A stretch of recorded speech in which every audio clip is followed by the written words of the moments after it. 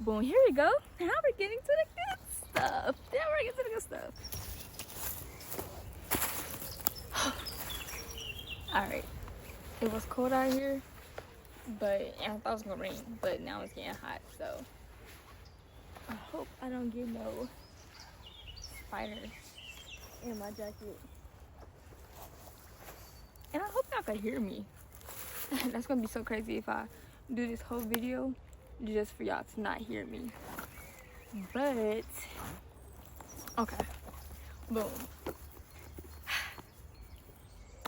We have finished week 1 of The Artist's Way. So I'll give it like a little recap on it. Don't mind me, cause like my brain, like I be thinking of so much stuff in a short amount of time.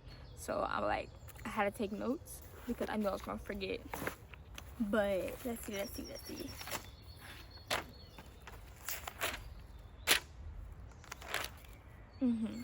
Week 1 recap. Okay, let's see. So basically, I think you gave me like 10 assignments that they wanted me to do for week 1. And I can't tell you off the top of my head what they were. I know like one of them, I'm sorry, I need to practice on looking when I talk. Like when I tell stories, I have a habit of like looking all around but one spot, so bear with me. Anyways, yeah, so off the top of my head, like they gave me the artist date. I think I said that in the last video, but like the artist date was one of the assignments. And then we just gonna go down the assignments as we go. So boom. So let me go closer. So one of the assignments that they had us do was called like time traveling and like listing out like old enemies and like just people who basically had an impact on you and your creative like side and like kind of made you doubt yourself or just, you know, your creative enemy, like your old enemy. So I wrote notes on like every single homework piece and stuff like that, so I could just go off of these because like, I mean, obviously like as the days go by, okay, anyways, but obviously as the day goes by and I'm constantly like working and just doing different things, then, you know, I forget what I did. But let's see. So time travel, old enemies. So it's getting a little windy, it's getting a little nippy, it's getting a little cold. Hold on. Can you hear them birds? I don't even know if I'm supposed to be out here for real, but it's whatever. But anyways, so I couldn't really think of any old enemies for real. Like if I think about it, like looking back, I don't remember anybody in particular like who like caused like a drift between me and my art. Like I can't put my hand on anybody in particular or any specific like scenarios because like my childhood is a blur. Like my childhood is a blur, growing up is a blur. Like I don't even remember bits and pieces of it, so I can't really tell you. So like on my recap, like I feel like I couldn't really think of any old enemies except for my ex. Like I know that there was probably like comments and like growing up and stuff like that, but like I said, I don't remember word for word what they were and who said them. And like I said, to be honest, like much of my childhood was a blur. So that assignment, it was kind of hard. I think they told me to like write like 3, 4, or 5 old enemies. I could only think of one. So yeah. Horror story. That was basically telling me to write a horror story about that time frame, about that scenario that kind of like had an impact on me. And again, I feel like when it came to week 1, y'all probably gonna be like, well, like, dang, like, it's already week 1 and you already kind of like feeling your assignments. No, I mean, I'm not feeling them. Like, I feel like I'm doing really great. I feel like I'm doing amazing.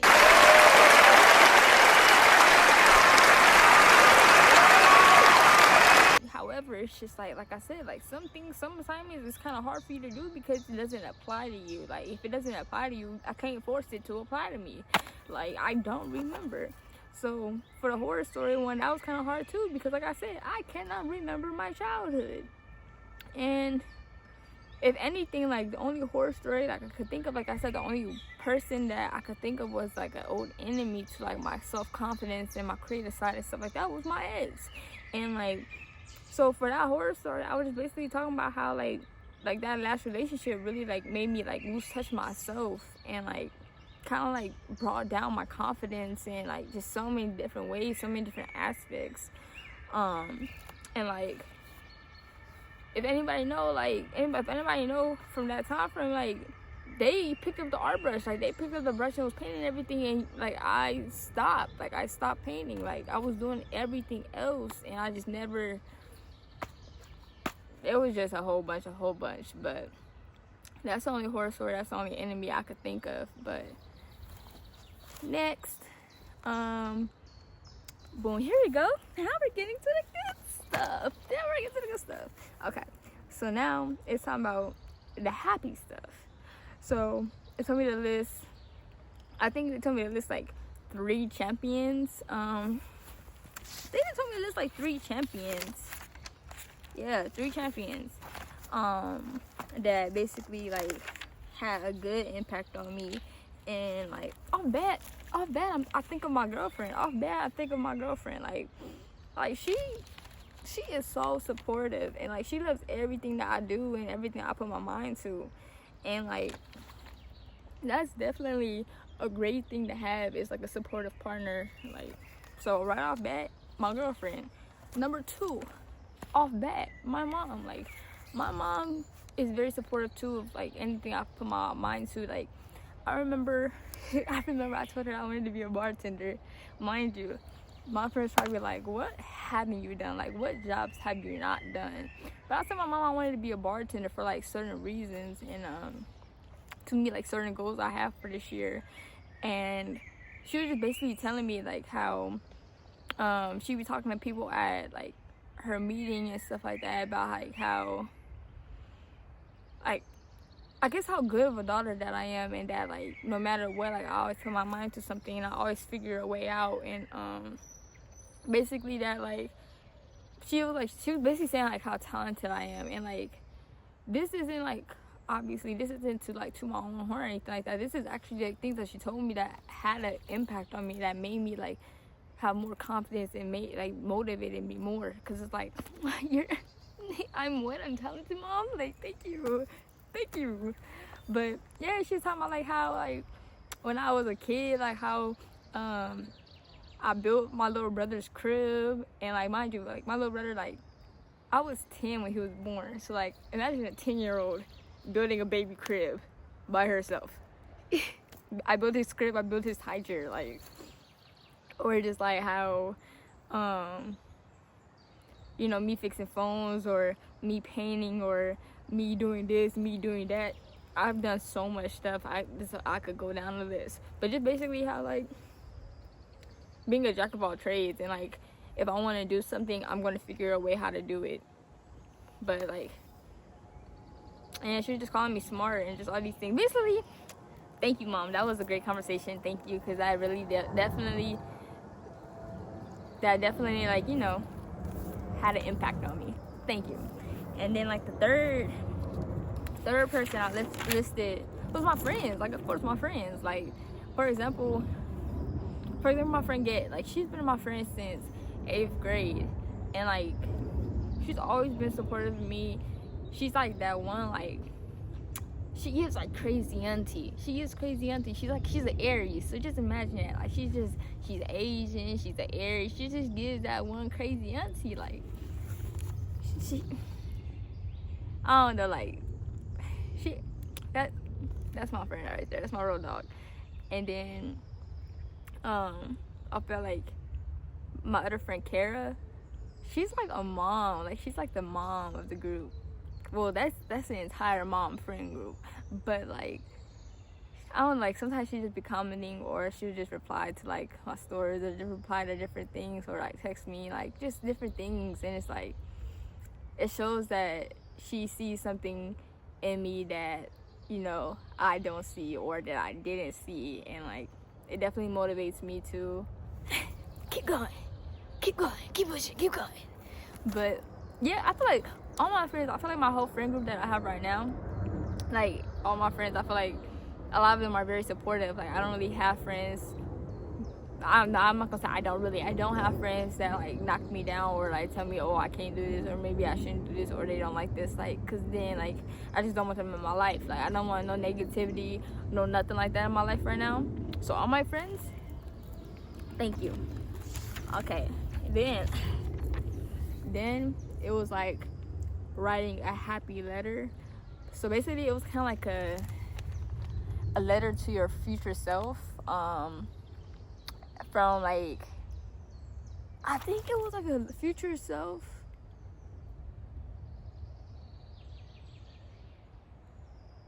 I don't remember if it was like a letter from your future self, a letter to your future self from your current self, or a letter from to your future self from your child self. But whatever it was, I forgot. Whatever it was, I was just basically telling myself, my future self, like, just thank you. Like, thank you for actually taking the steps to branch out your shell. Like, thank you for, you know, not giving up and actually like stop caring what other people think. Like, living your life for you. Like, you've seen so much stuff in these past 4 months of this year alone that you already know the next few months, continuing the route that you're going on, it's gonna be great, it's gonna be grand. And I just feel like there's a lot of great things to come. And just tell my future self, thank you for keeping it up. Like, keep it up, don't stop. So that was that. And then the other assignment that they had me do was like list things that I have an interest in, but like, you know, like, for example, so like it was called like Imaginary Lives. It was called Imaginary Lives, and it was basically have me list like different things that I'm interested in and different things that if I could, I would be living that life. For example, like, let me give you an example. So, for example, my imaginary lives that I wrote was 5. They told me to write 5. I wrote a painter, a polyglot, or is it polyglot? I don't know, but it's the one where you speak multiple languages. That, and then YouTuber. It looks fun. And right now I'm having fun, so I wrote it. YouTuber. A trader. I love stocks, so a trader. And 5, a musician. So, because I am still out here in a whole different country and I don't have all my stuff, like, you know, I don't have access to a lot of things. I don't, you know, have access to an easel and paint, all that stuff. Or I have access to a computer to do some trading, but I already be doing that. So I wanted to try something new. And let's see, what else I said? Probably got, I already be doing that too. So like, I already be doing all of this. I'm currently recording right now. Like, I already be doing some of this stuff, but musician, I have not tried that. I don't have access to no instruments out here. So you know what I did? Okay, so like, so for this week, it told me to basically act on one of my imaginary lives as if I'm doing it. So I did, like I said, I decided to choose musician, and you know, I try to make a song. The song was no bueno. That song will not be released. It will not be released. It's gonna stand a vote, and the vote might burn. Like, but yeah, I had fun doing it though. Okay, so then the next assignment that they had me do was a complaint letter as my inner child. So yeah, basically that is like a letter to, like, just imagine you writing a letter to HR. Yeah, but as a child. Yeah, so basically with that one, I was basically wishing like how like I wasn't raised to like worry about what other people's opinion, like things like that, and how like I don't remember much of my childhood, and when exactly I lost my spark, and like how, you know, now I feel like me being an adult, I feel like my inner child needs to it's a little bug, but now that my inner child needs to like relearn all those skills that people like come so naturally to other people. Like I feel like there's so many people who like just don't give a damn what other people think about, or they just be like, they just don't care. Like they don't worry about other people. They be in their own world. And I feel like me growing up shy and stuff like that, like it's me breaking that shell and learning not to give a damn. So you know, is that was my complaint letter. But you know, doing a great job now. So am I really even complaining anymore? So then, okay. Another one was a solo artist walk. That one was just like a little walk, like just walking. And I've been walking a lot from work back to my hotel room. I've been walking a lot. So, you know, listening to the trees flow, the birds chirp, the wind blow.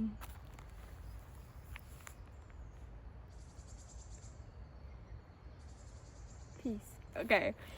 And then another thing, I think there's like two more things. Like obviously the morning pages, that's an everyday thing. And at the end of the week, it has you do a weekly check-in on like your morning pages and how many pages you actually was able to get done. And I'm not gonna lie, that first week was hard. Like having the discipline to, first off, I am not a morning person. So having the discipline to wake up earlier and write 3 pages of stuff, I'd be tired. So I'm not gonna lie, that first week I feel like it wasn't always in the morning. Like sometimes it would be in the morning, sometimes it would be like around noonish while I'm at work. I'll have my notebook and I'll just start writing and stuff like that. But yeah, I feel like out of 7 days, I probably did 5 or 6. I know I missed a couple days, so I was like, I'm tired. I'll do tomorrow, which is not an excuse. It's not an excuse, you know. Not an excuse. We'll do better. You know, it's me versus me. We'll do better. But yeah, so then the last homework that she had us do was the solo artist date. But like I said, I'm not like back home right now. Like I'm in a whole different country. So I feel like with the 1, 2, 3 weeks that I'm out here, all my solo artist dates aren't gonna be solo, cause like, you know, we be going out with a buddy and stuff like that. Like, but at the same time, I feel like even though I do go out with someone, like with a buddy, I feel like I'm still able to be in my own world and enjoy my time and do it for me. So I feel like it still counts. And if it doesn't, give me till the 21st and then we'll be back on our solo dates. But anyways, so basically I don't even know I don't need you no more. But so for that solo artist date, let me stop saying solo. Like I said, I was with a buddy.